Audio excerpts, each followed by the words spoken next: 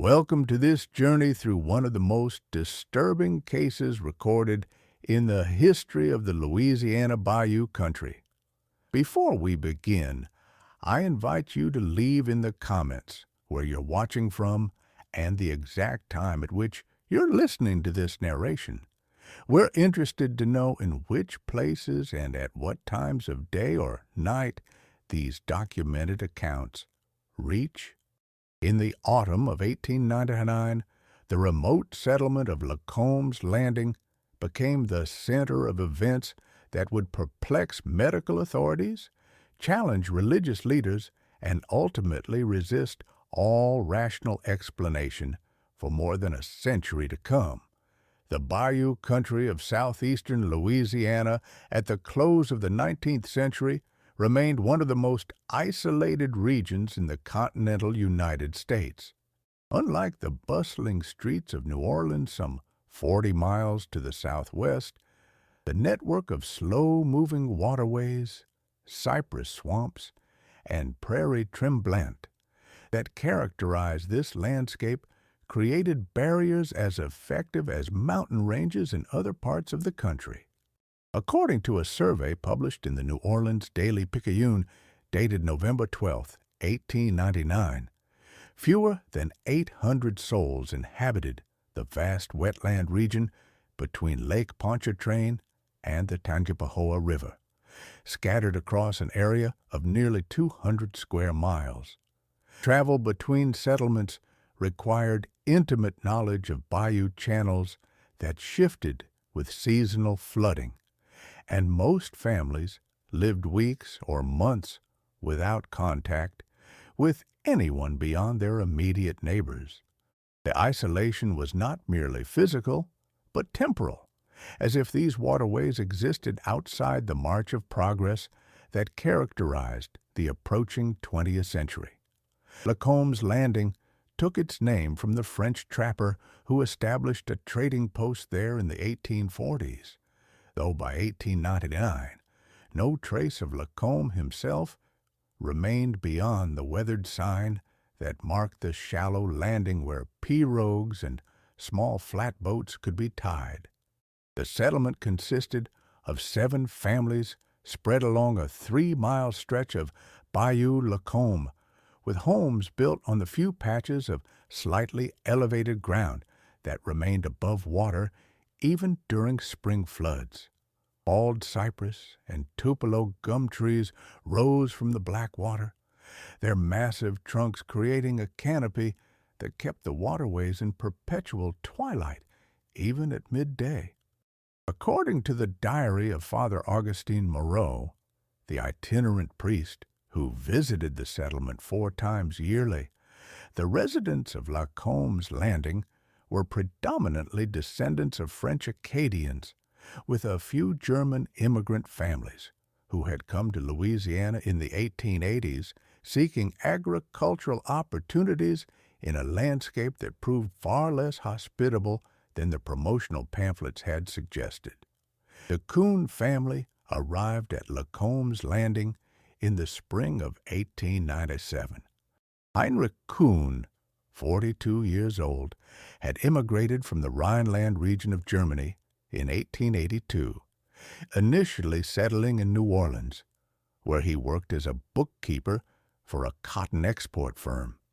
His wife, Marguerite, was the daughter of Acadian farmers from Terrebonne Parish, and their marriage in 1885 united 2 very different cultural traditions.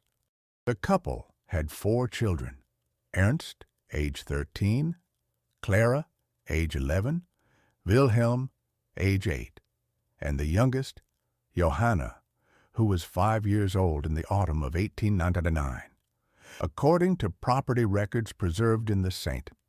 Tammany Parish Courthouse, Heinrich purchased 40 acres of land along Bayou Lacombe for the sum of $85, a price that reflected the dubious value of property that flooded annually and supported no crops beyond what could be grown in small kitchen gardens during the brief dry season. What distinguished Heinrich Kuhn from his neighbors was his education and his extensive personal library. The detailed inventory conducted after the events of November 1899 by Sheriff Claude Thibodeau listed more than 300 volumes in the Kuhn household, an extraordinary number for a frontier dwelling. The collection included works of German philosophy, botanical treatises, medical texts dating from the 18th century, volumes of natural history, and numerous books on what the inventory described as exotic religious practices and occult philosophy. Several neighbors later told investigators that Heinrich seemed perpetually engaged in study, often seen reading by lamplight long after his family had retired. Jules Broussard, whose land adjoined the Kuhn property to the north, stated in testimony recorded on December 3, 1899, that Heinrich had once told him he found the Bayou country intellectually stimulating because it remained what he called unpoisoned by modern industrial thought, and that ancient wisdom still breathed in such places. Margaret Kuhn was remembered by her neighbors as a devoted mother and capable household manager who adapted well to the challenging conditions of Bayou life. According to accounts published in the Covington Gazette on December 9, 1899, she maintained an unusually clean and orderly home, despite the omnipresent mud and moisture that plagued every dwelling in the region. She was known for her skill with medicinal plants, often preparing remedies for neighbors who fell ill with the fevers and digestive ailments common to the region.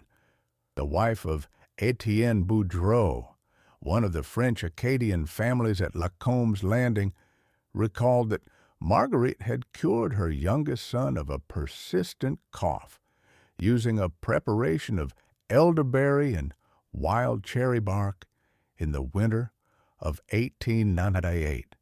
The Kuhn children attended the informal school conducted by Heinrich himself, as the nearest official schoolhouse stood more than 12 miles away in Covington, an impossible distance for daily travel.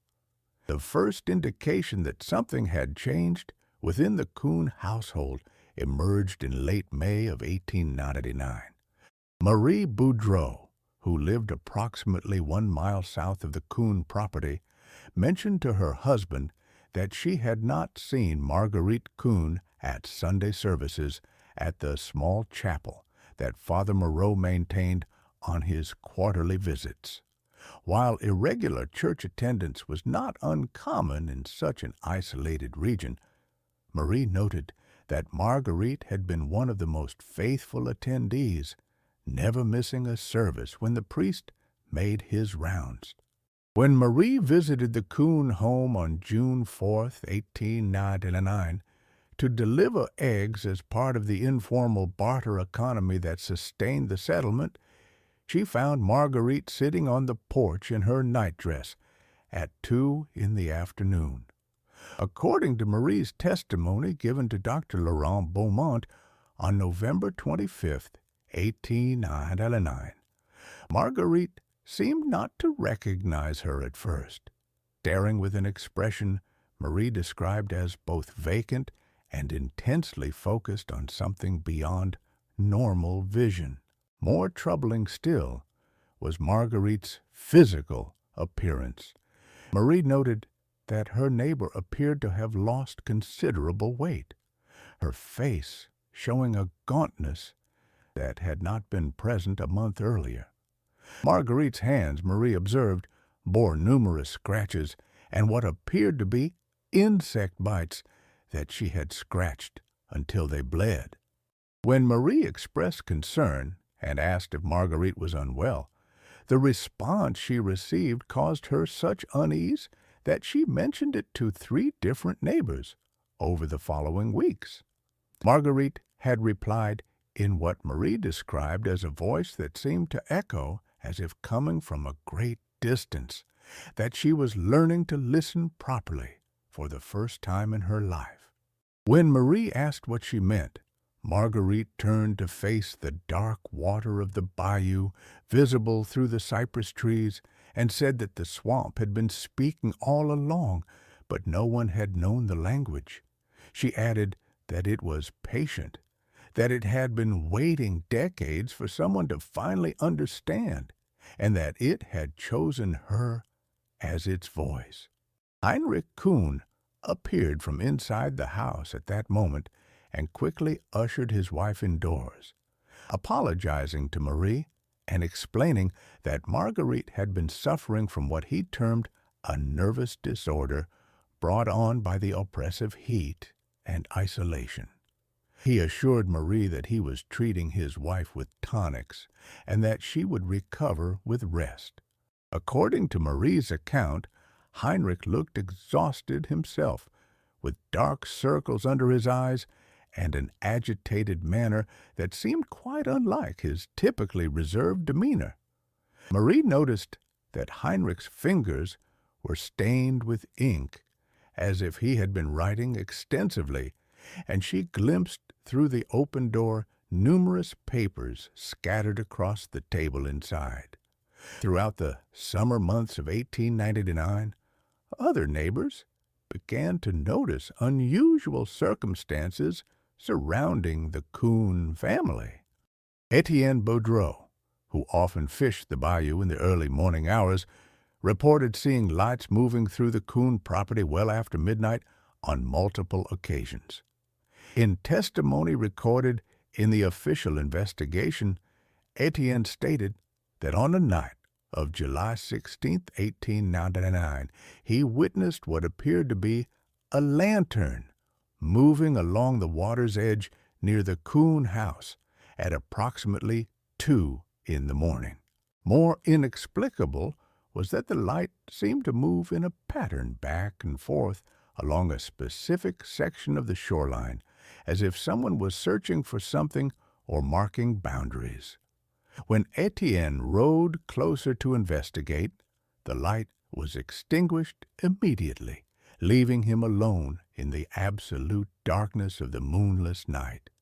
The Kuhn children, previously described by the settlement's residents as well-behaved and studious, began exhibiting behavioral changes that worried their neighbors. Ernst, the eldest son, was observed by Jules Broussard, sitting motionless at the end of the Kuhn's small dock for hours at a time, staring into the dark water without acknowledging anyone who passed. When Jules called out to the boy on August 3, 1899, Ernst turned slowly, and, according to Jules, the expression on the boy's face was utterly blank, as if he was sleeping with his eyes open. After several seconds, recognition seemed to return, and Ernst waved normally before turning back to his observation of the water. Clara, the 11-year-old daughter, had previously been fond of visiting Marie Boudreau to help with sewing and other household tasks, but she ceased these visits entirely after June. When Marie encountered Clara along the path near their properties in early September, the girl spoke in what Marie described as in peculiarly adult manner, using words that seemed inappropriate for a child of her age. Clara informed Marie that her mother was becoming fluent and that soon everyone would understand the importance of proper listening. When Marie asked what Clara meant by fluent, the girl replied that her mother could now speak the old language, the one that existed before human words, and that the swamp was teaching her its secrets. Perhaps most disturbing to the residents of Lacombe's Landing were the sounds that began to emanate from the vicinity of the Kuhn property during the late summer and early autumn of 1899. Multiple witnesses, including Etienne Boudreau, Jules Broussard, and the widow Duhon, who lived nearly 2 miles distant, reported hearing at night what they described as a voice calling across the water. The voice was identified by several listeners as belonging to Marguerite Kuhn, but the words were incomprehensible, consisting of long, modulated calls that rose and fell in patterns that seemed almost musical, but fundamentally wrong, in ways the witnesses struggled to articulate.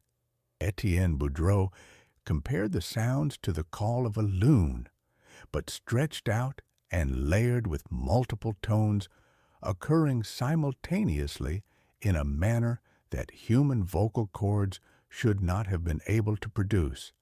The widow Duhon, in testimony recorded by Father Moreau on November 10, 1899, stated that the calls made her physically ill, inducing a nausea and sense of vertigo that persisted for hours after hearing them. What makes this case particularly disturbing is the response of the bayou environment itself to these vocalizations. Etienne Boudreau noted that on nights when Marguerite's calling could be heard, the normal sounds of the swamp would cease entirely. The constant chorus of frogs, the calls of night herons, the splash of fish and turtles in the shallow water, all of it would fall silent, creating an auditory void that Etienne described as more frightening than any sound. Jules Broussard observed that on several occasions the calling would be followed by movement in the water near the Kuhn property, as if something large was approaching the shore, though he never saw what created the disturbance. On the night of September 23, 1899, Jules claimed he witnessed the water itself seeming to writhe unnaturally, with ripples moving against the current and in geometric patterns that defied the random flow one would expect from wind or current. Heinrich Kuhn, when questioned by concerned neighbors about his wife's condition and the nocturnal disturbances, offered explanations that became increasingly inadequate as the summer progressed. In late July, he told Etienne Boudreau that Marguerite was practicing vocal exercises to strengthen her lungs, as she had been diagnosed with a weakness of the respiratory system. In August, when Father Moreau made his quarterly visit and specifically inquired about Marguerite's absence from religious services, Heinrich claimed his wife had developed a severe sensitivity to sunlight and could no longer leave the house during daylight hours. The priest noted in his diary that Heinrich seemed evasive and reluctant to allow him to speak with Marguerite directly, claiming she was resting and could not be disturbed. Father Moreau wrote that he found Heinrich's demeanor profoundly changed from previous visits, describing the man as simultaneously exhausted and excited, speaking rapidly about his studies and making obscure references to discoveries in his reading that he believed had tremendous significance, but which he could not yet fully explain. On September 28, 1899, an incident occurred that finally compelled the community to seek outside intervention. Wilhelm Kuhn, the 8-year-old son, was found by Marie Boudreau wandering alone along the bayou path at dawn, more than 3 miles from his family's home. The boy was barefoot, dressed only in his nightshirt, and covered in mud up to his knees. According to the report filed by Dr. Laurent Beaumont, who examined Wilhelm later that day, the child was in a state of severe physical exhaustion and appeared unable or unwilling to speak. His feet were badly cut from walking through the underbrush, and he had numerous scratches on his arms and face. Most inexplicably, his hands were stained with what appeared to be charcoal or some dark pigment, and similar markings were found on his nightshirt in patterns that Dr. Beaumont described as resembling crude symbols or glyphs.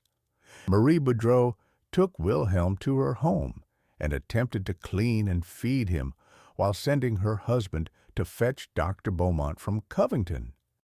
During the hours before the doctor arrived, Wilhelm sat motionless at Marie's table, staring at nothing and occasionally whispering in a voice so low that Marie could not distinguish the words. When Dr. Beaumont arrived that afternoon and began his examination, Wilhelm suddenly began to speak in a rush of words that the doctor carefully documented. According to Dr. Beaumont's notes, dated September 28, 1899, and preserved in the St. Tammany Parish medical records, the child stated that his mother went into the water every night and that she could breathe down there now. Wilhelm claimed his mother stayed submerged for hours, speaking with what lived in the deep mud, and that the things in the mud were teaching her their names. Most disturbingly, Wilhelm stated that his father wrote everything down in his journals, filling page after page with the words his mother spoke upon returning from the water, words that Wilhelm said hurt his head to hear. Dr. Laurent Beaumont, 46 years old and the only trained physician regularly serving the isolated communities east of the Tangipahoa River, was a man of considerable experience with the various ailments and peculiarities of frontier life. His journal, donated to the Tulane University Medical Library in 1934 by his grandson, provides a detailed contemporary account of his investigations into the Coon case. Dr. Beaumont noted that Wilhelm's physical condition, while concerning, was not life-threatening. The boy's exhaustion and minor injuries were consistent with wandering through difficult terrain. What disturbed the physician was Wilhelm's psychological state. The child exhibited what Dr. Beaumont termed a profound dissociation, as if his mind had retreated from some unbearable reality. When questioned about how he came to be wandering alone so far from home, Wilhelm could provide no coherent account, saying only that he had to leave, that the water wanted him too, and that he was afraid of forgetting who he was. Heinrich Kuhn arrived at the Boudreau home in the early evening of September 28th, brought there by Etienne Boudreau, who had gone to inform the family that Wilhelm had been found. According to multiple witnesses present, Heinrich's appearance shocked those who saw him. The educated, fastidious man they had known had been replaced by what Etienne described as a gaunt, wild-eyed figure who seemed barely to recognize his own son.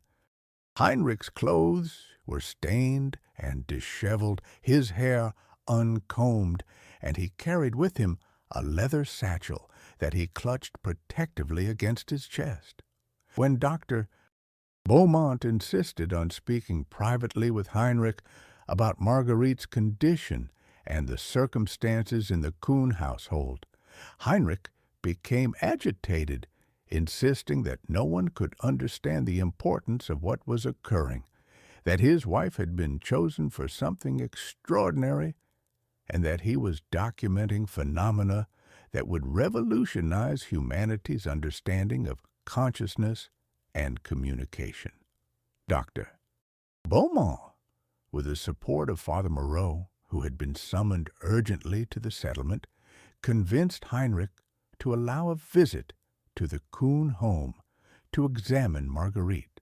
The small group, consisting of the doctor, the priest, Heinrich, and Etienne Boudreau, who agreed to accompany them as a witness, arrived at the Kuhn property as twilight descended on October 1st, 1899. Father Moreau's diary entry for that date provides a vivid description of what they encountered. The house, previously known for its cleanliness and order, had fallen into shocking disarray. Furniture had been pushed against the walls to clear the center of the main room, and the floor was covered with sheets of paper, hundreds of them, each filled with writing in Heinrich's cramped hand. Interspersed with German and English text were elaborate symbols and diagrams that Father Moreau described as resembling no written language he had ever encountered in his extensive study of theology and ancient texts. The three other children, Ernst, Clara, and Johanna, were found sitting together in one corner of the room, apparently under instructions not to move or speak. All three appeared malnourished and exhibited the same peculiar dissociated demeanor that Wilhelm had displayed. Most disturbing to Dr. Beaumont was that all three children had dark stains on the hands and arms, similar to those observed on Wilhelm, and Clara's hair had been cut extremely short, giving her an almost feral appearance.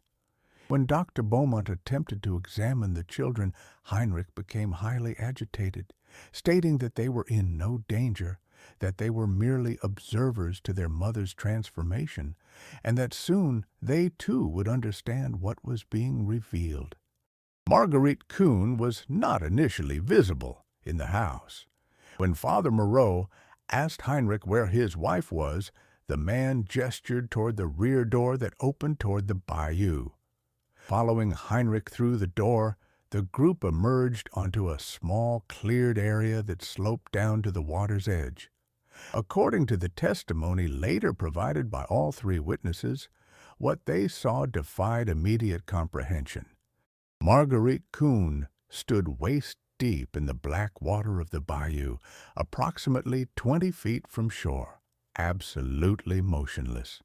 She was dressed in what appeared to be a simple white shift that clung to her body, her long dark hair floating on the water's surface around her. Her face was turned upward to the darkening sky, eyes open, and as the men watched, she remained utterly still for several minutes, not appearing to breathe. Father Moreau called out to Marguerite, his voice carrying across the water with the authority of religious office. For long seconds, there was no response. Then, according to the priest's diary, Marguerite slowly lowered her face to look directly at them. Her expression, Father Moreau wrote, was unlike any he had seen in 30 years of ministry. It was not the look of madness, nor of illness, but of someone perceiving dimensions of reality invisible to others, and finding, in that perception, something that transcended human joy or horror. Marguerite's lips moved, and sound emerged. The three witnesses each described this sound somewhat differently in their testimonies, but all agreed on its fundamentally inhuman quality. Dr. Beaumont wrote that it resembled a voice speaking through water, producing multiple harmonic tones that seemed to bypass the ears and resonate directly in the chest and skull. Father Moreau described it as linguistic communication stripped of human warmth, a pure transmission of information that the human mind was not equipped to process. Etienne Boudreau stated simply that it was the sound of the swamp itself, speaking through the shape of a woman. The vocalization continued for approximately 30 seconds, during which Heinrich Kuhn began frantically pulling a notebook from his satchel and attempting to transcribe what he was hearing. Father Moreau noted that Heinrich seemed capable of distinguishing patterns in the sound, writing rapidly in what appeared to be phonetic notation interspersed with the same strange symbols that covered the papers inside the house. When Marguerite's calling ceased, she remained motionless in the water for several seconds more, then slowly began walking toward shore with movements that Dr. Beaumont described as oddly mechanical, as if she was learning to operate her own limbs. As Marguerite emerged from the bayou, the full extent of her physical transformation became apparent to the witnesses. The woman had lost perhaps 40 pounds since Dr. Beaumont had last seen her in April, her frame skeletal beneath the clinging fabric. Her skin had taken on a peculiar pallor, almost grayish in the fading light, and bore numerous markings that Dr. Beaumont initially thought were tattoos, but upon closer inspection appeared to be some form of scarification or natural discoloration, forming patterns across her arms, shoulders, and throat. Most disturbing to Father Moreau was Marguerite's eyes.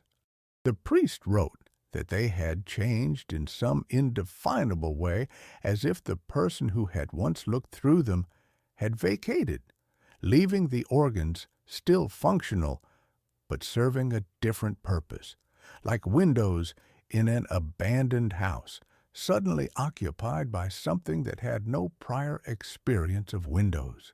Father Moreau attempted to speak with Marguerite about her spiritual condition, invoking his religious authority and expressing concern for her soul and the welfare of her children. According to his diary, Marguerite listened with apparent patience, her head tilted slightly as if considering his words from a vast distance. When he finished, she spoke in French, the language of her childhood, and her voice, while recognizably human, carried an odd cadence and emphasis that Father Moreau found deeply unsettling. She told the priest that she had been called to a purpose that preceded and superseded all human religious constructs, that the Bayou had chosen her because she possessed the capacity to bridge two modes of existence, and that what she was becoming would benefit her children by preparing them for an inevitable transformation that all humanity would eventually undergo.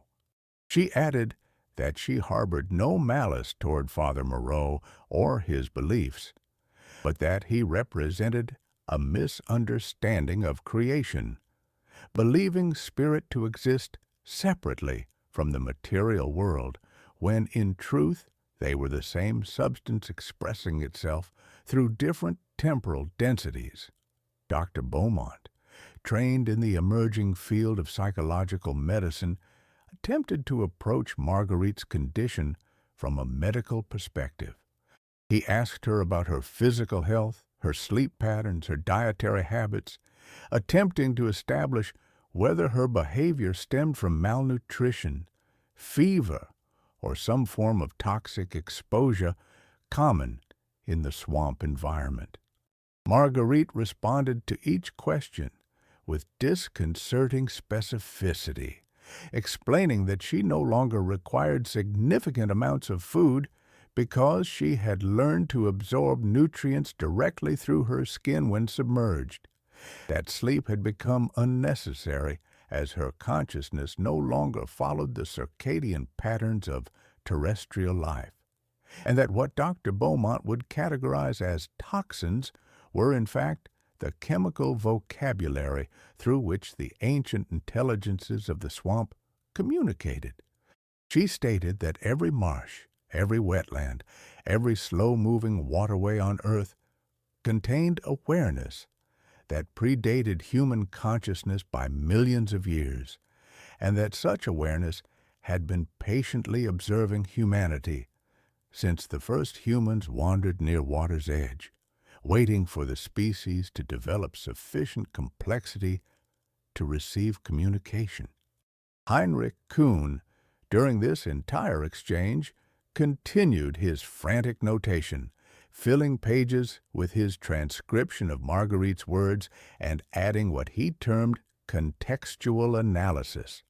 When Dr. Beaumont expressed his belief that Marguerite required immediate medical intervention and suggested that she be taken to the hospital in Covington, or even to the larger facilities in New Orleans, Heinrich became almost violent in his refusal.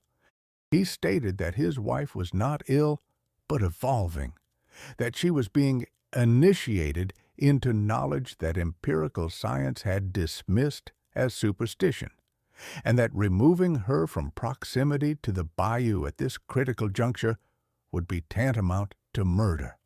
Heinrich insisted that he was maintaining detailed documentation of Marguerite's transformation and that his records would eventually provide proof of phenomena that would overturn the materialist assumptions of modern science.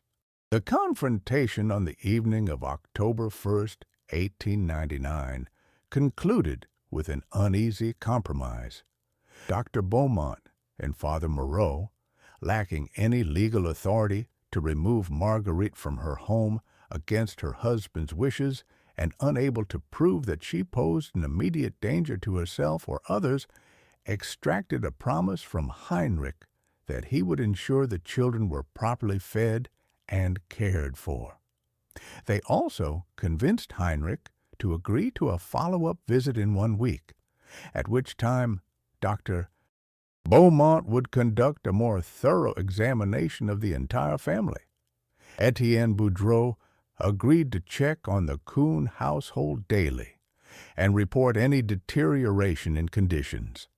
As the 3 men departed the Kuhn property in the deepening darkness, Father Moreau noted in his diary that he turned back once to see Marguerite standing at the water's edge, perfectly still, while behind her the dark surface of the bayou seemed to move with irregular ripples that formed and dissolved in patterns that suggested agency and intention.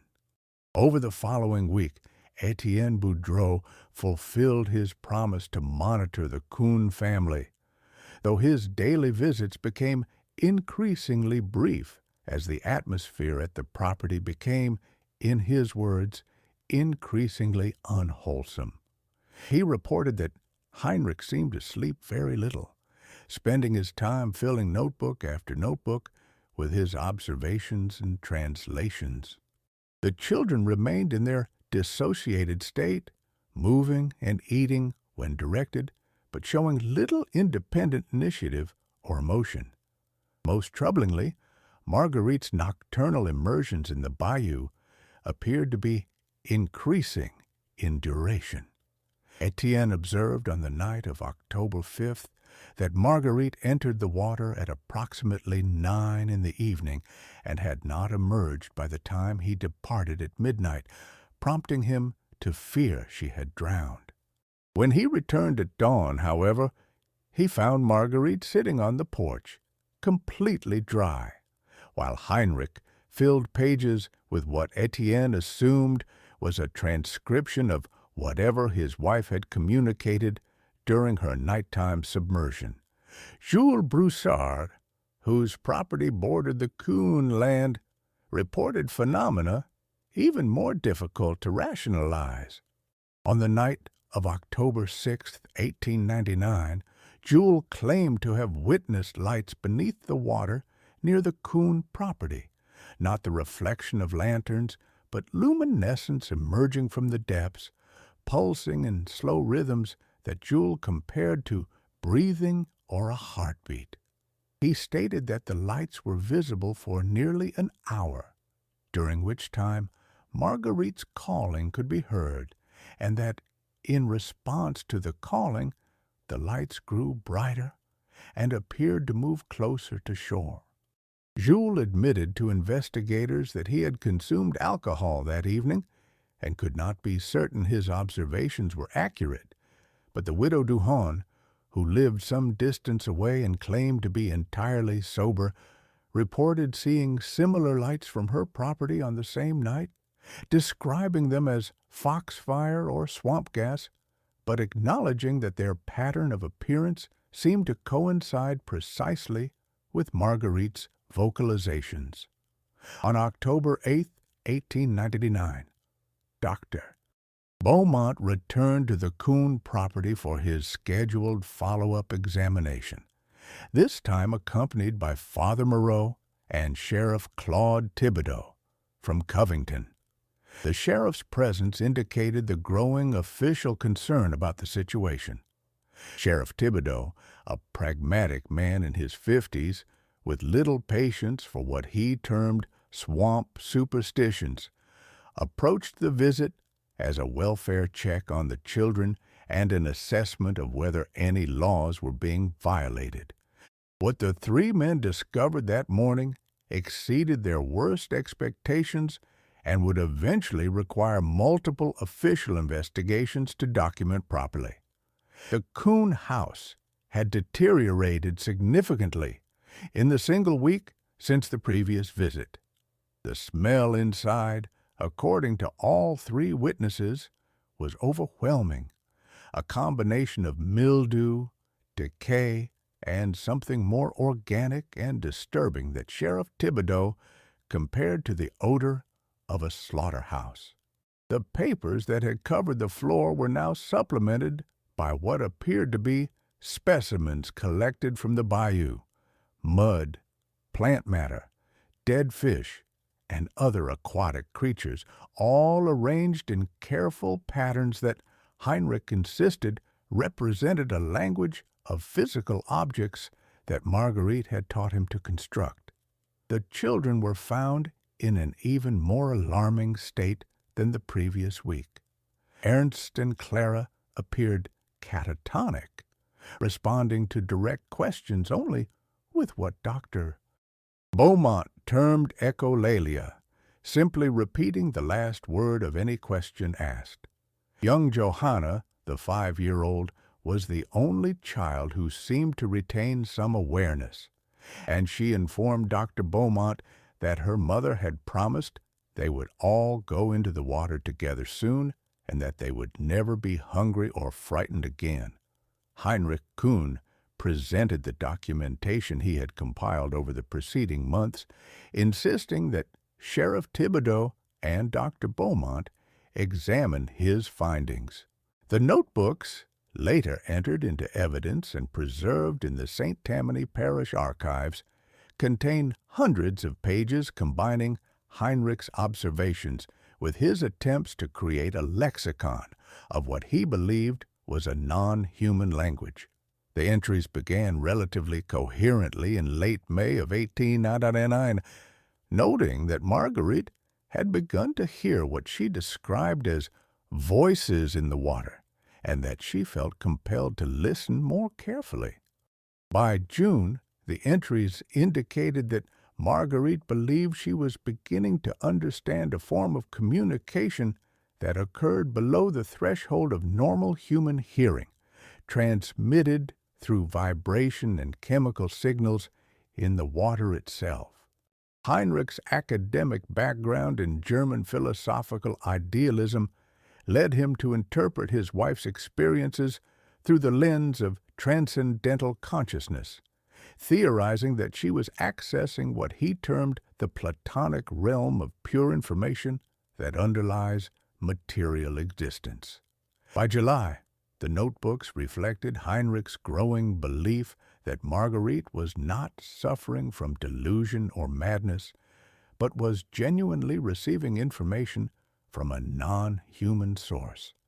He documented her increasing ability to remain submerged for extended periods, noting that on July 22nd, she had stayed underwater for 43 minutes, a physiological impossibility that he initially attributed to his own faulty timekeeping, but subsequently verified through repeated observations.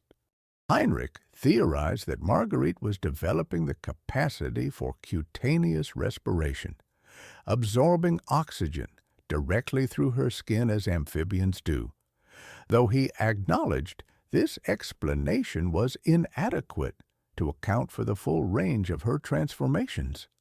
By August, Heinrich's writings took on a more reverent tone, describing Marguerite as a prophet or medium through which ancient knowledge was being restored to humanity. He filled pages with the phonetic transcriptions of her underwater vocalizations, attempting to identify grammatical structures and semantic patterns in sounds that seemed to resist conventional linguistic analysis. The final entries, from late September and early October, reflected Heinrich's growing certainty that Marguerite's transformation was approaching some form of culmination. He wrote that she had told him a gathering was coming, that others like her, scattered across the waterways of the South, had been similarly called and prepared, and that on a specific date determined by hydrological and astronomical factors she did not fully explain, they would complete their transformation and serve as permanent anchors between the human world and what Heinrich called the primordial consciousness of Earth's waters. Most disturbing to Sheriff Thibodeau were Heinrich's references to the children, noting that they were being gradually acclimated to their mother's new state and prepared for their own eventual transition, which Heinrich described as an evolutionary leap that would free humanity from the limitations of terrestrial existence and restore the species to its original aquatic origins. Sheriff Thibodeau, confronted with what he considered evidence of severe mental derangement and child endangerment, informed Heinrich that he was placing the 4 children in protective custody immediately, and that both Heinrich and Marguerite would be required to submit to psychiatric evaluation in New Orleans. Heinrich's response was immediate and violent. He seized a knife from the table and threatened the 3 men, screaming that they could not interrupt the process now, that Marguerite was too far advanced, and that removing the children would doom them to permanent disconnection from what he termed the greater communion. Father Moreau attempted to calm Heinrich with appeals to paternal duty and Christian compassion, but Heinrich seemed beyond the reach of such arguments, stating that human morality was a construct that would be rendered obsolete by the transformation Marguerite represented. The struggle that ensued was brief but chaotic. Sheriff Thibodeau, trained in restraint techniques, managed to disarm Heinrich and subdue him with assistance from Dr. Beaumont. Father Moreau gathered the children, all of whom had remained disturbingly passive during the violent confrontation, and moved them away from the house toward the boat tied at the landing. It was at this moment, according to the testimony of all witnesses, that Marguerite appeared. She had not been visible inside the house during the initial confrontation, and no one had seen her approach from outside. She was simply there, standing in the doorway, still wearing the stained white shift, her hair hanging lank and dripping, despite there being no rain. What happened next was documented in Sheriff Thibodeau's official report filed on October 10, 1899, in testimony from Father Moreau recorded on October 12th, and in Dr. Beaumont's detailed medical account written on October 15th. All 3 men described the same sequence of events with remarkable consistency, though each struggled to find adequate language for what they witnessed. Marguerite looked at the scene before her, her eyes moving slowly from her restrained husband to the 3 children being led away to the 3 men who had disrupted her home. She opened her mouth, and the sound that emerged caused all present to experience immediate physical distress. Dr. Beaumont described it as a vocalization that seemed to bypass auditory processing and impact the nervous system directly, inducing nausea, vertigo, and what he termed a synesthetic confusion in which sound produced visual hallucinations. Sheriff Thibodeau stated that the sound made him see the world as if underwater, with everything wavering and distorted. Father Moreau wrote that the vocalization felt like drowning while still breathing air. The effect on the children was even more dramatic. All 4 immediately ceased their passive compliance and turned toward their mother, moving with what witnesses described as unnatural synchronization. The children began to vocalize as well, producing sounds that, while less powerful than their mother's calling, clearly echoed its tonal structure. Heinrich, even while restrained by the sheriff, began to weep and call out that the communion was beginning, that the interface was opening, and that they were witnessing the bridge between dimensions of consciousness.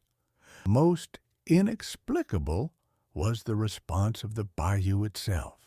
The water, which had been relatively still in the windless morning, began to churn approximately 20 feet from shore, as if something large was rising from the depths. The three men reported seeing the water bulge upward, forming a dome-like protrusion that grew to perhaps 4 feet in height, before subsiding back into irregular wave patterns. Father Moreau, acting on instinct born from decades of spiritual practice, began to recite prayers in Latin, invoking divine protection and commanding any unclean presence to depart. According to his diary, he had no expectation that such invocations would have practical effect, but he needed to assert his role as a representative of divine order against what felt like the intrusion of something fundamentally opposed to that order. Marguerite turned her attention fully to the priest, and for several seconds the two locked eyes. Father Moreau wrote that in that moment he understood that what looked out through Marguerite's eyes recognized him not as an individual, but as an expression of a competing framework for understanding reality, and that it found his framework narrow and ultimately ephemeral compared to the vast, slow consciousness of water that had existed long before humanity and would persist long after. The standoff broke when Dr. Beaumont, acting with the decisive pragmatism of medical training, produced a syringe containing a sedative he had brought precisely in case such an intervention became necessary. Moving quickly, he administered a significant dose of chloral hydrate to Marguerite, injecting it into her arm while Sheriff Thibodeau maintained his restraint of Heinrich. The sedative's effect was not immediate, as typically would be expected, but when it did take hold, Marguerite collapsed suddenly, as if whatever had been animating her simply withdrew, leaving her body to succumb to the drug's chemical influence. The children, as if a signal had been cut, ceased their vocalizations and returned to their passive, dissociated state. The disturbance in the water subsided, and the oppressive atmosphere that had weighed on the property lifted somewhat, though all witnesses reported feeling watched for the remainder of their time at the location. The transport of Marguerite Kuhn, still unconscious from sedation, her 4 children, and Heinrich Kuhn, restrained and raving about interrupted transitions and doomed opportunities, from Lacombe's Landing to Covington, required most of October 8th, 1899. Dr. Beaumont arranged for the entire family to be held at the Covington Clinic, a small medical facility that could provide basic care while he consulted with specialists in New Orleans about psychiatric treatment options. Sheriff Thibodeau formally charged Heinrich Kuhn with child endangerment and assault, though he privately expressed doubt to Dr. Beaumont about Heinrich's legal competence to stand trial. Father Moreau spent the day in prayer, attempting to process what he had witnessed and determine what, if any, religious interpretation could encompass the events at the Kuhn household.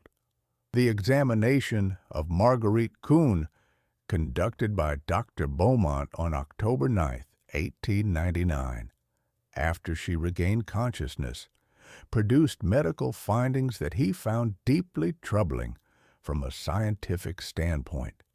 Marguerite's physical condition defied easy categorization within known disease paradigms. Her extreme weight loss suggested severe malnutrition, yet her muscle tone remained good, and she showed no signs of the weakness that should have accompanied such dramatic caloric deficit. Her skin, while discolored, showed no evidence of disease, and the scarification-like markings that covered portions of her body appeared to be neither self-inflicted wounds nor the result of infection, but rather seemed to have formed from within, as if her subcutaneous tissue was altering its structure. Most inexplicable were the modifications to her hands and feet. The webbing between her fingers and toes had extended significantly, creating what Dr. Beaumont described as incipient paddles more suited to aquatic life than terrestrial existence. He could find no medical precedent for such spontaneous morphological changes in an adult human.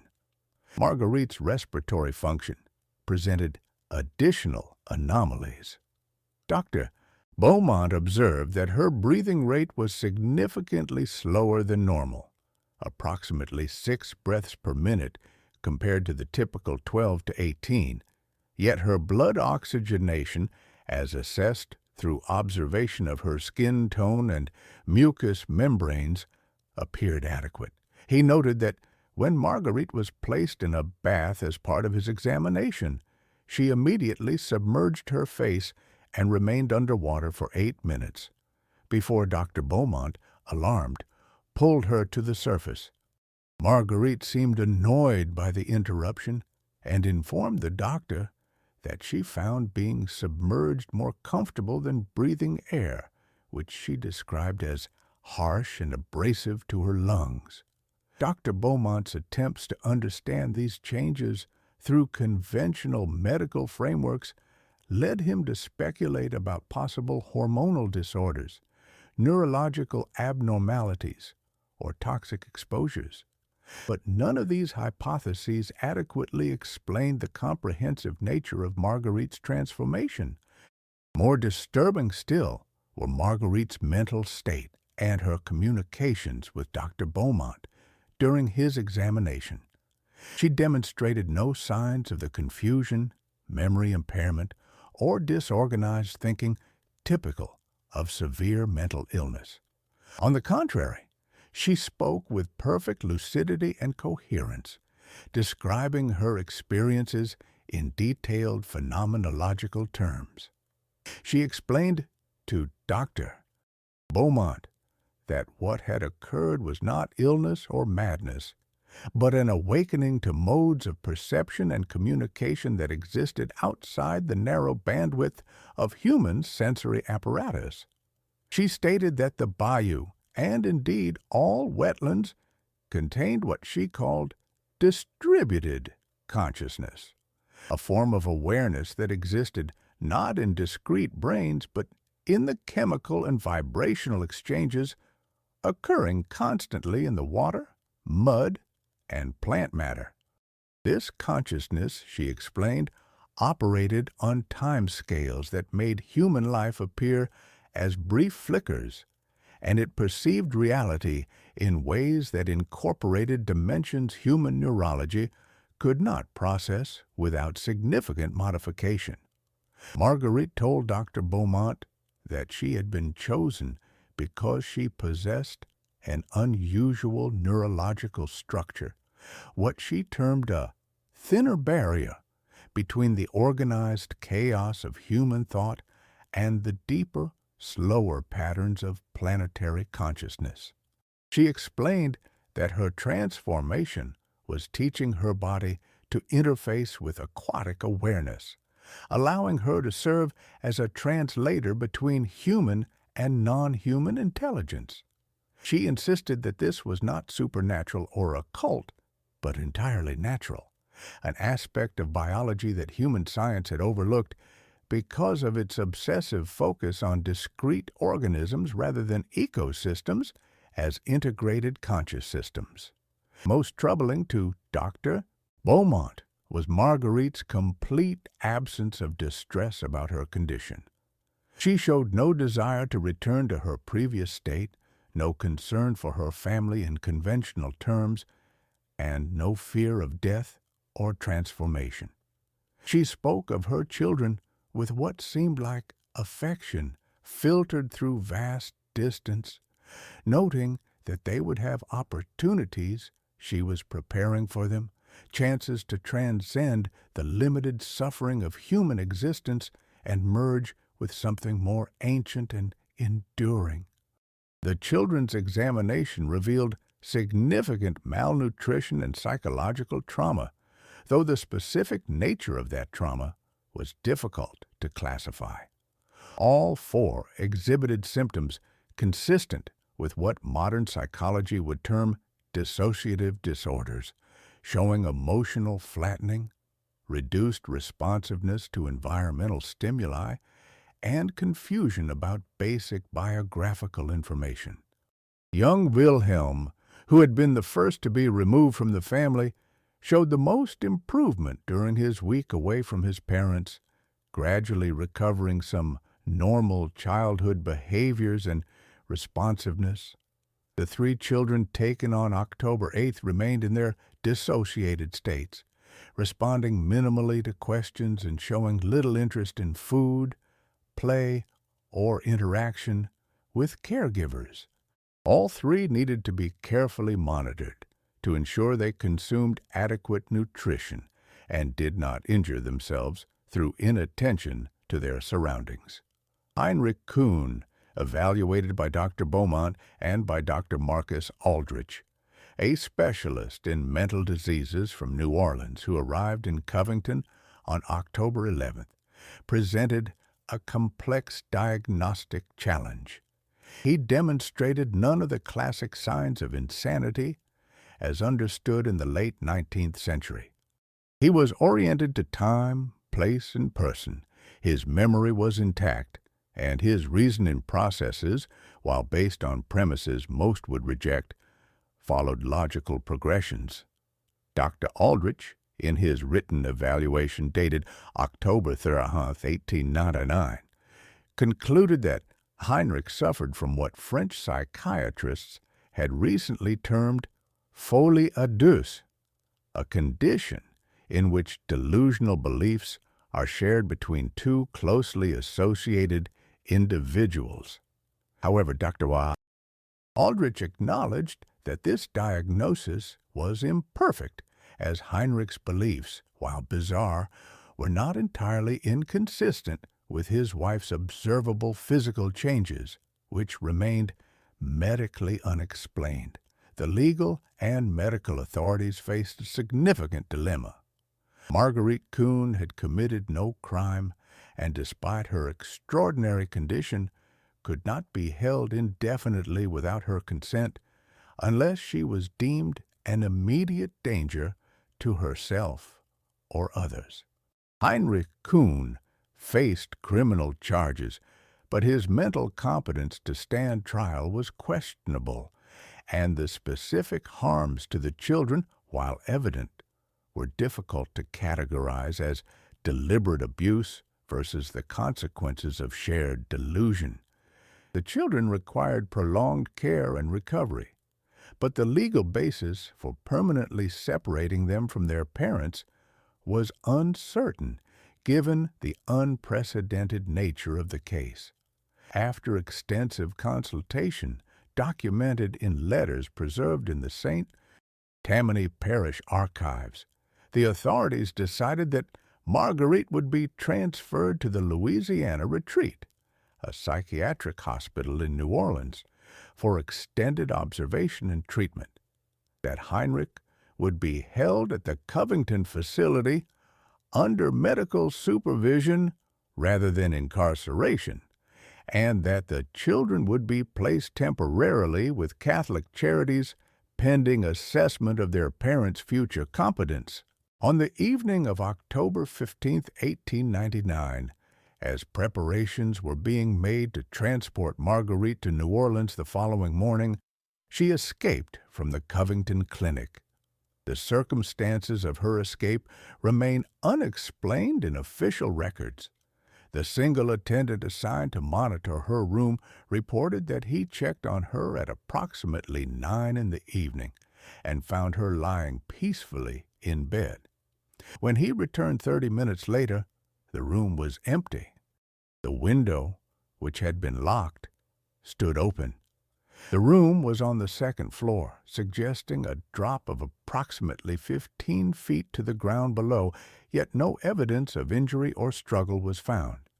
Most inexplicable was that Marguerite's nightgown was discovered neatly folded on the bed, suggesting she had left naked, an unlikely choice for someone attempting to flee through a town even at night. Sheriff Thibodeau organized an immediate search, but tracking someone through the complex network of waterways surrounding Covington at night proved impossible. Bloodhounds brought to the clinic picked up no scent trail beyond the window, as if Marguerite had simply vanished upon leaving the building. Over the following 3 days, a comprehensive search of the area between Covington and Lacombe's Landing was conducted, involving more than 20 men familiar with the Bayou country. No trace of Marguerite was found. On October 19th, searchers did discover something inexplicable at the Coon property that heightened the mystery considerably. In the mud along the shoreline near the house, they found hundreds of what appeared to be footprints, all emerging from the water and leading up to the house before returning to the water. The prints were unusual in several respects. They were bare human footprints, but the proportions were slightly wrong, with the toes more elongated and the overall shape more paddle-like than typical. More disturbingly, the prints suggested that a large number of individuals, perhaps 20 or more, had emerged from the bayou, approached the house, and returned to the water. None of the prints led away from the water in any direction other than toward the Coon house, and none led toward any of the neighboring properties. Local residents, interviewed during the investigation, reported unusual phenomena on the night of October 15th. The widow Duhan stated that she heard the calling, Marguerite's distinctive vocalization, echoing across the bayou for hours, but it sounded different, more complex, as if multiple voices were harmonizing. Jules Broussard reported seeing lights beneath the water along the entire stretch of Bayou Lacombe, not just near the Coon property, describing them as a constellation of luminescence moving in coordinated patterns. Etienne Boudreau, the most reliable witness from the settlement, stated that he heard splashing and movement in the water throughout the night, far more than could be attributed to the normal fish and animal activity of the bayou. Several witnesses mentioned that the next morning, October 16th, the water of Bayou Lacombe appeared disturbed, cloudy, and churned up as if by significant activity, and that the smell of the bayou had changed, becoming more intense and organic. Heinrich Kuhn, when informed of his wife's disappearance, reacted with what Dr. Beaumont described as euphoric relief rather than concern. Heinrich stated that Marguerite had completed her transformation and joined the gathering, that she was no longer an individual human woman, but had merged with the collective consciousness of the waterways, and that she would serve her purpose as an interface point for centuries to come. He insisted that she was not dead, but had transcended the category of life and death as humans understood those terms. Heinrich's own mental condition deteriorated significantly following Marguerite's disappearance. He ceased eating and drinking, stating that he no longer needed physical sustenance because his consciousness was merging with his wife's transformed awareness. Despite medical intervention, Heinrich Kuhn died on October 28, 1899, at the Covington Clinic. The official cause of death was listed as voluntary starvation complicated by dehydration, though Dr. Beaumont noted in his private journal that Heinrich's physical decline seemed more rapid than malnutrition alone should have produced, as if his body was shutting down in response to some psychological or spiritual imperative. The four Kuhn children were placed in the care of Catholic Charities in New Orleans, where they received extended treatment for what modern psychology would recognize as severe trauma. Wilhelm, who had spent the longest time away from his parents' influence, made the most complete recovery. By 1900, he had regained much of his normal childhood functioning and was eventually adopted by a family in Baton Rouge. His adult life, documented in census records and city directories, appears to have been unremarkable, with no indication that he retained unusual abilities or suffered ongoing effects from his childhood experiences. Of the other three children, the records are more fragmentary. Clara and Johanna were eventually placed together with a family in Shreveport, but scattered references in Catholic Charities correspondence suggest both girls remained emotionally withdrawn and psychologically fragile throughout their childhoods. Ernst, the eldest, showed signs of recovery in his early months of treatment, but apparently suffered some form of relapse or crisis in 1901. Records indicate he was transferred to the Louisiana Retreat Psychiatric Hospital, where his mother had been scheduled to go, and he remained institutionalized there until his death from pneumonia in 1904, at age 18. The Kuhn property at Lacombe's Landing remained abandoned following the events of October 1899. None of this neighboring families showed any interest in claiming or purchasing the land, despite its potential agricultural value. Father Moreau noted in his diary entry from January 1900 that the atmosphere around the former Kuhn home felt oppressive and unwholesome, and that local residents avoided the area, claiming that the water near the property remained disturbed and that sounds could be heard emanating from it on certain nights. In 1902, the property was formally seized for unpaid taxes and became parish land, but even local government showed no inclination to resell or develop it. Maps from the early 20th century show the Kuhn parcel as empty, unimproved land, a gap in the pattern of settlement along the bayou. The disappearance of Marguerite Kuhn and the death of Heinrich generated considerable attention in the regional press during the winter of 1899 to 1900. The New Orleans Times-Democrat published a lengthy article on December 3, 1899, titled Mystery of the Bayou Woman, which provided a sensationalized account of the case that emphasized the more bizarre elements while downplaying the medical and psychological complexities. The article attracted the attention of several academic researchers interested in abnormal psychology and unexplained phenomena, setting in motion a series of investigations that would continue intermittently for more than 2 decades. Professor Edmund Blackwood, a psychologist at Tulane University who had studied under William James at Harvard, became fascinated by the Kuhn case after reading the newspaper accounts. In the spring of 1900, Dr. Blackwood traveled to Lacombe's Landing to conduct interviews with witnesses and examine the location where the events had occurred. His report, published in the Journal of Abnormal Psychology in 1901, under the title A Case of Shared Delusional Transformation in an Isolated Environment, attempted to provide a rational framework for understanding what had happened to the Coon family. Dr.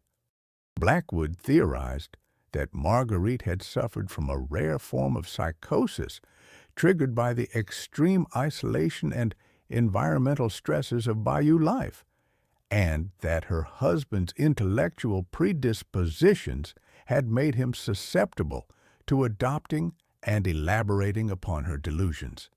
He argued that the physical changes observed in Marguerite could be attributed to self-mutilation, extreme dietary restriction, and prolonged immersion in Bayou water, causing tissue maceration and discoloration. However, Dr. Blackwood's interviews with the primary witnesses revealed details that troubled his neat theoretical framework. Father Moreau, Dr. Beaumont, and Sheriff Thibodeau all insisted that Marguerite's vocalizations were unlike any human sound they had encountered, and they rejected suggestions that their descriptions were exaggerated or distorted by fear and suggestion. Dr. Beaumont provided Dr. Blackwood with his detailed medical notes and insisted that the morphological changes he had observed in Marguerite's hands and feet could not be explained by tissue damage or self-mutilation, as the alterations appeared to represent genuine structural modifications. Most problematic for Dr. Blackwood's psychological interpretation were the physical traces left at the Coon property, particularly the hundreds of unusual footprints found along the shoreline, which suggested phenomena beyond the scope of individual or shared psychosis. Dr. Blackwood attempted to investigate these physical traces by examining the plaster casts Sheriff Thibodeau had made of several of the footprints. The casts, preserved in the St.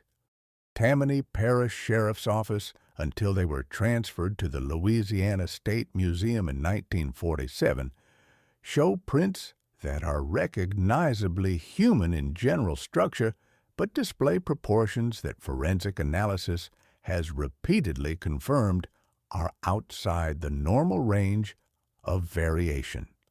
The elongation of the toes, the extension of the webbing, and the overall paddle-like shape have led multiple experts over the decades to conclude that the prints represent either an elaborate hoax involving custom-made artificial feet or evidence of genuine biological anomaly. Dr. Blackwood's 1901 article acknowledged these inconsistencies, but ultimately maintained that some combination of delusion, environmental factors, and witness suggestibility provided the most plausible explanation for the Coon case, even if specific details remained unexplained. The academic interest in the Coon case diminished after 1902, as other subjects captured the attention of the emerging field of abnormal psychology, and the lack of physical evidence beyond the footprint casts and Heinrich's notebooks, which were considered the products of delusional thinking, limited further investigation. However, occasional renewed attention would be drawn to the case whenever related incidents were reported in Louisiana's wetland regions, and these periodic connections suggested patterns that some researchers found deeply troubling. In 1907, a physician named Dr. Samuel Mercier reported to the Louisiana State Medical Society a case he had encountered in Terrebonne Parish, involving a woman who claimed to hear voices emanating from the marshes surrounding her home. Dr. Mercier's patient, a 38-year-old mother of three, identified only as Mrs. L. in his report, had been brought to him by her husband after she began spending increasing amounts of time wading in the marsh water and claiming that she was learning a new language. Dr. Mercier who had not been aware of the Kuhn case at the time of his initial examination, was struck by the similarities when a colleague later informed him of the 1899 incident. Mrs. L. described hearing what she called the old voice of the marsh, which communicated through sensations rather than words, and she reported feeling physically uncomfortable when away from water for extended periods. Dr. Mercier's attempts to treat Mrs. L. with rest therapy and removal from the marsh environment produced severe psychological distress, and the patient ultimately returned home against medical advice. According to a follow-up notation in Dr. Mercier's records, Mrs. L. disappeared in the summer of 1908, last seen walking into the marsh at dawn. Her body was never recovered. A similar case was documented in 1913 by Father Jean-Baptiste Rivard, a priest serving the communities along the Atchafalaya Basin. Father Rivard's report, preserved in the archives of the Archdiocese of New Orleans, described a woman in his parish who had become convinced that the swamp was a living entity with which she could communicate. The woman, identified as Marie Trosclair, age 41, reportedly underwent physical changes that alarmed her family, including significant weight loss, altered breathing patterns, and a growing inability to tolerate being away from water. Father Rivard attempted to perform what he described as prayers of spiritual healing, but he noted that during these prayers, Marie would become agitated and insist that he was trying to sever her connection to something ancient and important. Marie Trosclair disappeared in November 1915, and searches of the swamp revealed no trace of her. Father Rivard's report included a note that Marie's 3 children subsequently exhibited behavioral abnormalities, similar to those described in the Kuhn children, including emotional withdrawal and dissociation, though these symptoms diminished over time after their mother's disappearance. These and several other fragmentary reports scattered through medical, religious, and law enforcement records between 1899 and 1925 suggested to the few researchers who examined them in aggregate that the Kuhn case might not have been an isolated incident, but rather one documented example of a recurring phenomenon. Dr. Helena Whitmore, an anthropologist from the University of Chicago who conducted fieldwork in Louisiana's wetland communities in 1923, became interested in what she termed the Bayou women phenomenon after hearing local stories during her research. Dr. Whitmore's unpublished notes, donated to the University of Chicago archives after her death in 1958, indicate that she interviewed dozens of elderly residents of Bayou communities who recalled stories passed down through their families about women who had been called by the water. The common elements Dr. Whitmore identified across these stories were remarkably consistent. Women, typically between ages 30 and 50, who developed an obsession with spending time in or near swamp water, reports of the women hearing voices or music that others could not perceive, physical changes including weight loss, skin discoloration, and alterations to the extremities, the production of unusual vocalizations described as neither singing nor speaking, and ultimately the disappearance of these women into the waterways with bodies never recovered. Dr. Whitmore noted that these stories spanned more than a century, with the oldest accounts dating to the early 1800s, and that they appeared exclusively in communities associated with slow-moving, swampy waterways rather than rivers, lakes, or coastal environments. Dr. Whitmore attempted to develop a theoretical framework for understanding this pattern, considering various explanations ranging from endemic poisoning by swamp-dwelling organisms to cultural syndrome similar to other geographically specific psychological phenomena, to the possibility of some unknown biological entity inhabiting wetland environments that could affect human neurology and physiology. Her notes indicate that she found all of these explanations inadequate to encompass the full range of reported phenomena, particularly the physical transformations and the apparent acquisition of abilities, such as prolonged submersion, that seem to defy biological constraints. Dr. Whitmore's planned monograph on the subject was never completed, and her colleagues noted that she became increasingly reluctant to discuss her Louisiana research in her later years, citing concerns about professional credibility and the impossibility of subjecting the phenomenon to rigorous scientific study. The Coon property at Lacombe's Landing remained abandoned and largely forgotten through the first half of the 20th century. The settlement itself gradually dispersed as economic opportunities drew residents to larger towns and as improved transportation reduced the isolation that had once necessitated self-sufficient bayou communities. By 1930, only 2 families remained in what had once been Lacombe's Landing, and by 1950, the area had been completely depopulated. The land returned to its natural state, with the small clearings and structures of human habitation reclaimed by the aggressive vegetation of the wetlands. In 1968, the Coon case attracted renewed attention from an unexpected source.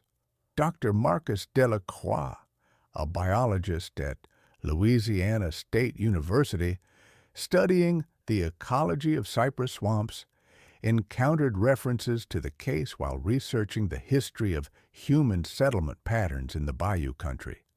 Intrigued by the biological anomalies described in the historical documents, Dr. Delacroix obtained permission to visit the former Coon property as part of a broader ecological survey. His visit to the site, conducted in October 1968, produced observations that he found deeply unsettling and which he recorded in field notes that remained unpublished during his lifetime.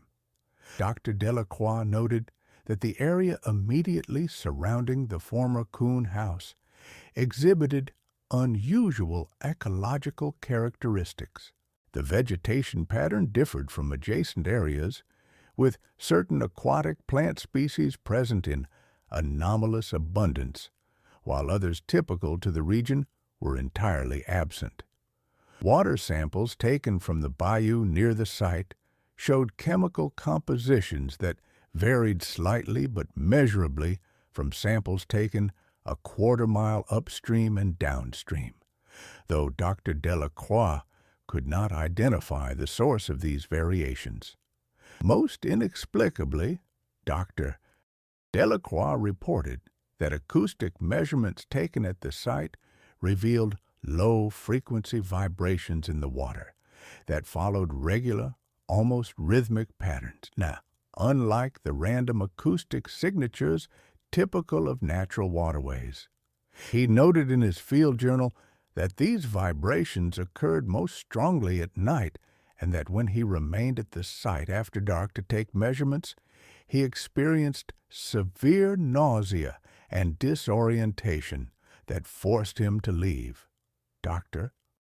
Delacroix returned to the site 3 more times over the following 2 months, on each occasion attempting to document and measure the anomalies he had detected. His notes indicate growing certainty that something about the location defied standard ecological models, but also increasing difficulty articulating precisely what was wrong. In his final visit in December 1968, Dr. Delacroix reported that he heard what he described as vocalizations emerging from the water, complex harmonic sounds that he at first assumed were being produced by some unknown species of aquatic animal.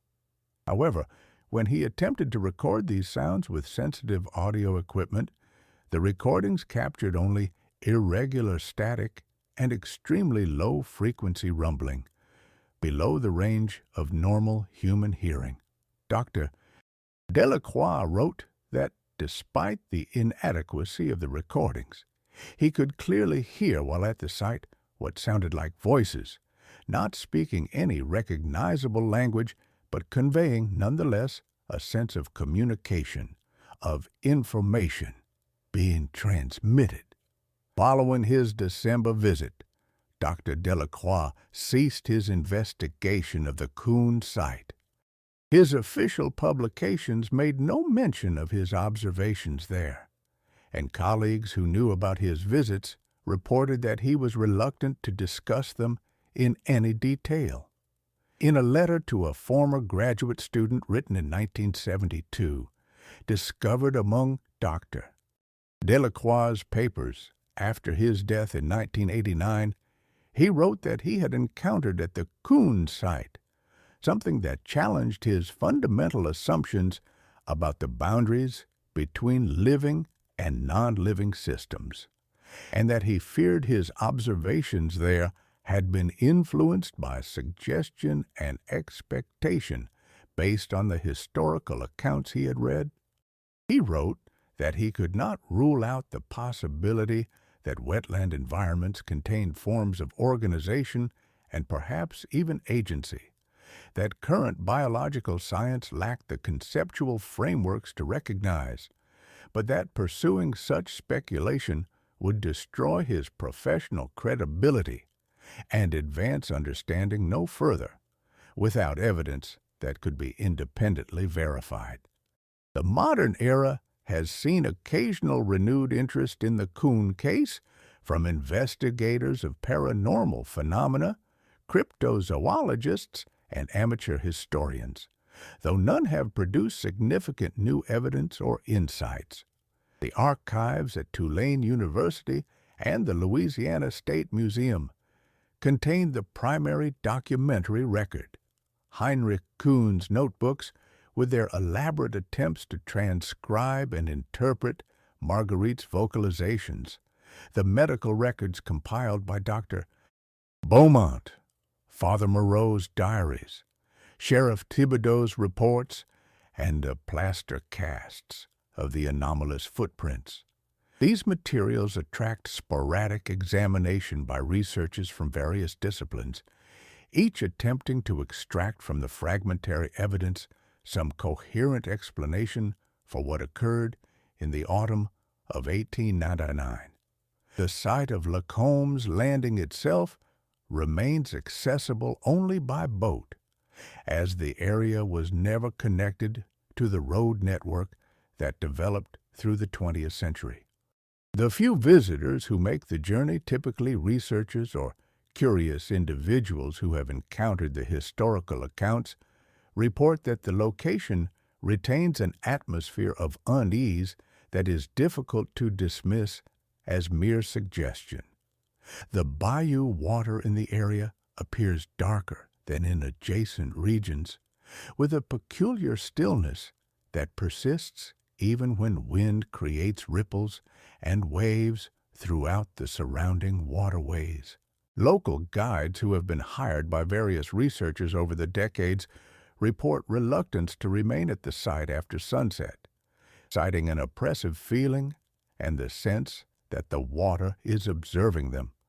In 1994, a team from Louisiana State University's History Department conducted an archaeological survey of the former Coon property as part of a broader project documenting 19th century settlement sites. The survey located the foundation of the Coon house and recovered various artifacts, including ceramics, metal tools, and glass bottles typical of the period. However, The survey also uncovered items that the archaeologists found more difficult to contextualize. Buried in the mud approximately 30 feet from the former house, at a depth suggesting they had been deposited around the turn of the 20th century, the team discovered a collection of objects that appeared to have been carefully arranged. Smooth stones marked with carved symbols that resembled no known writing system.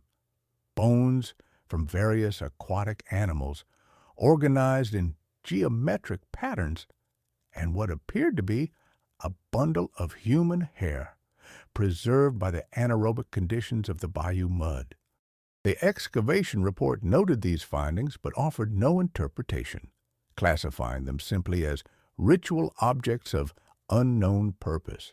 Father Moreau's diary, which chronicles his ministry in southeastern Louisiana from 1887 until his retirement in 1924, contains occasional later references to the Coon case and its aftermath. In an entry dated March 15, 1915, nearly 16 years after the events, Father Moreau wrote that he had been asked by a younger priest to explain what he had witnessed in 1899. Father Moreau's reflection on the case, after years of consideration, reveals a man still profoundly troubled by experiences that resisted integration into his religious worldview.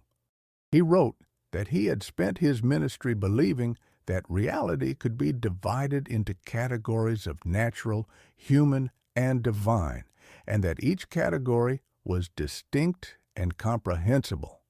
The Coon case, he wrote, had suggested to him that these categories might be inadequate, that there might exist forms of being and consciousness that preceded and undermined such neat divisions.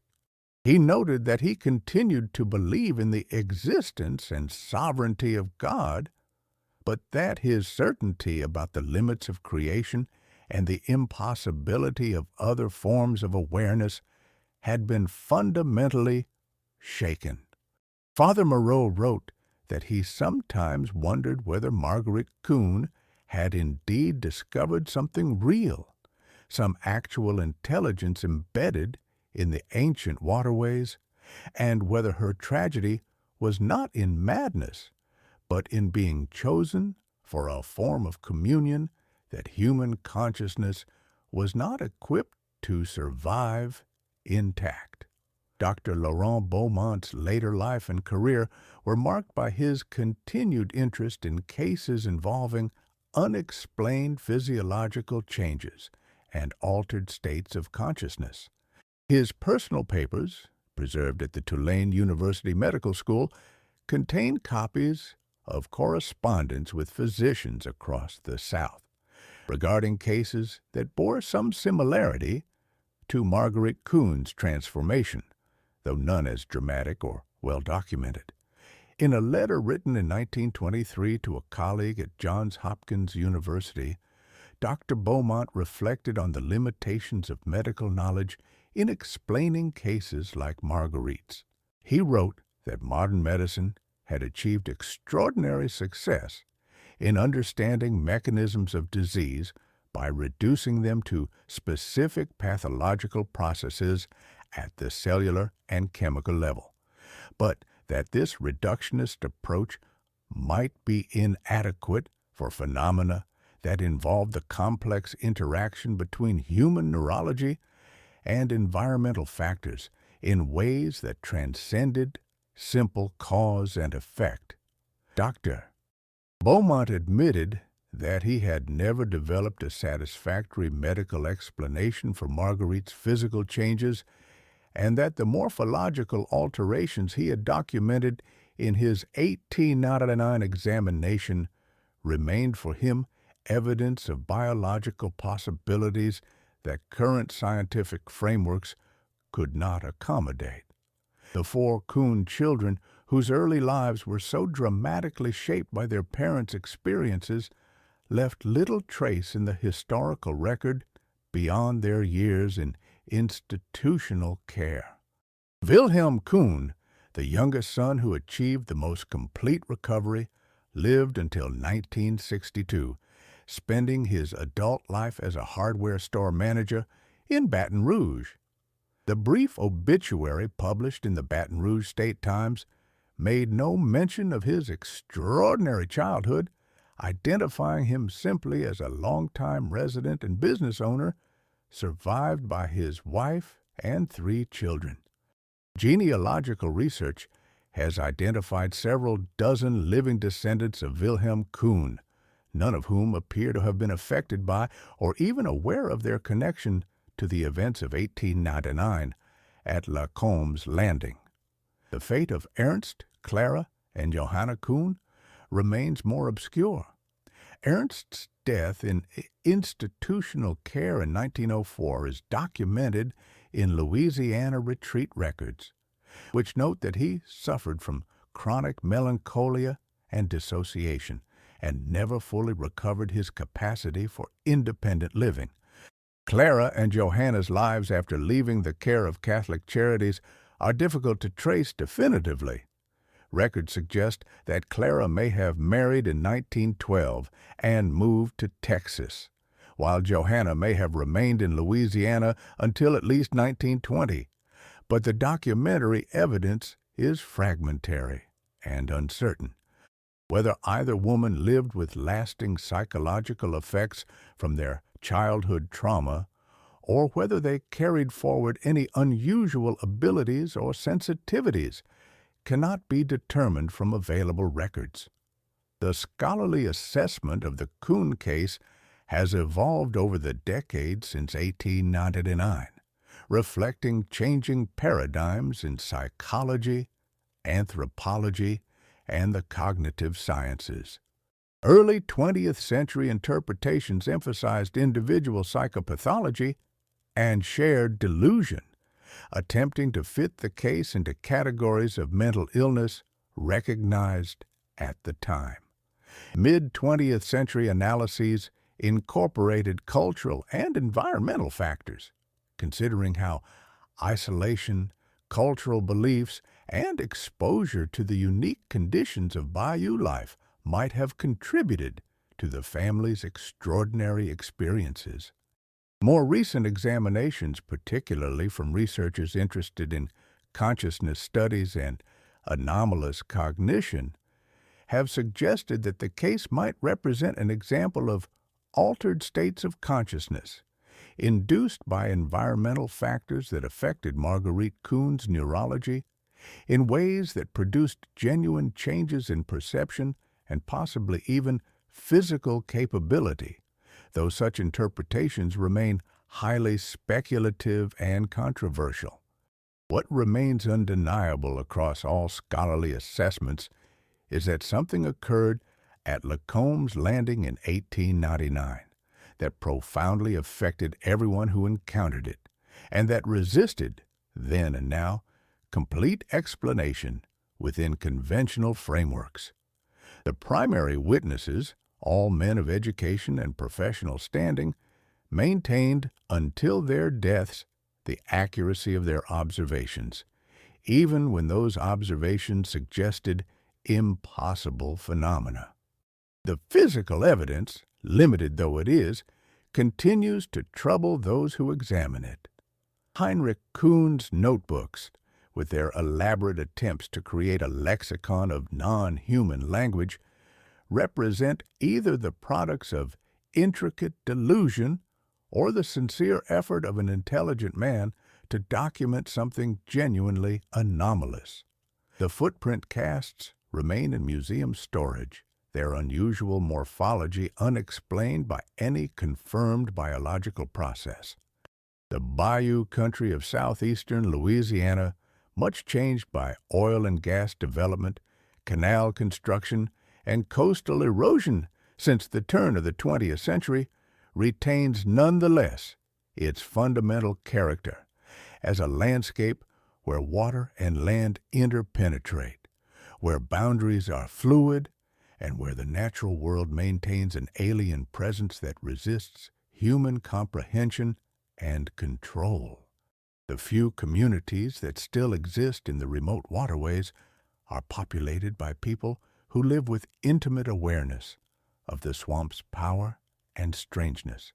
And among these residents, stories persist of women who hear voices in the water, of people who change in ways that defy medical explanation, of disappearances that leave no trace but suggest transportation into some other mode of existence. To this day, researchers and investigators who learn of the Coon case debate its significance and meaning. Skeptics point to the lack of physical evidence for the most extraordinary claims, the possibility of witness contamination and shared expectation, and the precedent of other cases in which isolated communities developed collective beliefs in impossible phenomena. Believers counter that the consistency of witness testimony, the professional credibility of the observers, the documented physical changes, and the pattern of similar cases over more than a century suggest something genuinely anomalous that science has not yet developed the tools or concepts to properly investigate. The question of what happened to Marguerite Coon remains open. The official record states that she disappeared on October 15, 1899, and was never found, with the presumption being that she drowned or died by exposure in the bayou, her body lost to the consuming mud and water. But the absence of remains, the unusual circumstances of her escape, the footprints suggesting a gathering of transformed individuals, and the subsequent reports of similar cases create space for other interpretations. Some researchers have suggested that Marguerite and others like her might have undergone transformation so complete that they effectively ceased to be human in any recognizable sense, merging with or becoming absorbed into some form of aquatic existence. Others maintain that the entire phenomenon represents psychological and cultural factors producing extreme, but ultimately conventional outcomes of mental illness and death. Perhaps the most unsettling possibility raised by the Coon case is that human consciousness, despite our species' assumptions about its primacy and uniqueness, might be merely one expression of awareness among many, and that under certain circumstances, the boundaries maintaining human identity might prove more permeable than we imagine. If the Bayou country truly does harbor some form of distributed consciousness, as Marguerite claimed, then her transformation might represent not madness, but a genuine communication across the species barrier, a bridge between human and non-human intelligence that proved too great a burden for her humanity to survive.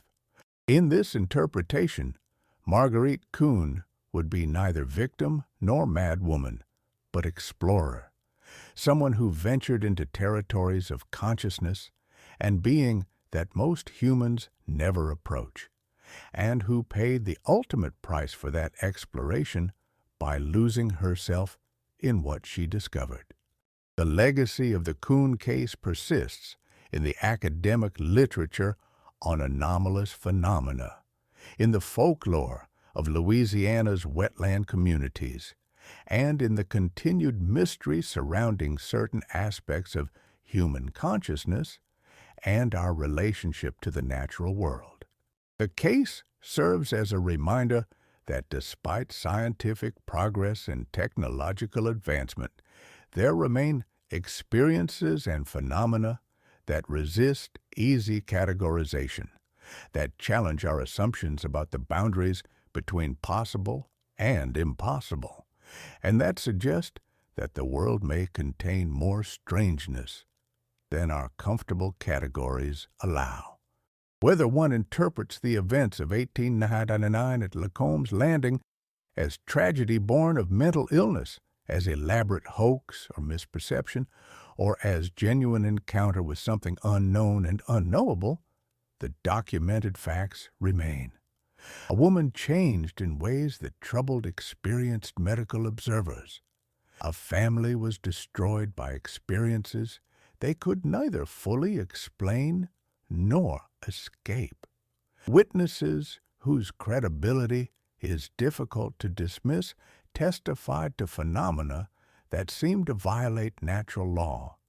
And in the dark water of a remote Louisiana bayou, something occurred that has echoed through more than a century, attracting investigators, inspiring theories, and ultimately resisting final explanation. The bayou continues its slow movement through the cypress forests and marsh grasses, patient and ancient, keeping whatever secrets lie beneath its dark surface. And sometimes, according to those who still live near the waterways, particularly in the autumn when the air turns cooler and mist rises from the water at dawn, voices can be heard calling across the channels and backwaters, voices that sound almost human, but not quite, as if something is speaking in a language that predates words, using the shapes of human sound to convey meanings that human minds were never meant to comprehend.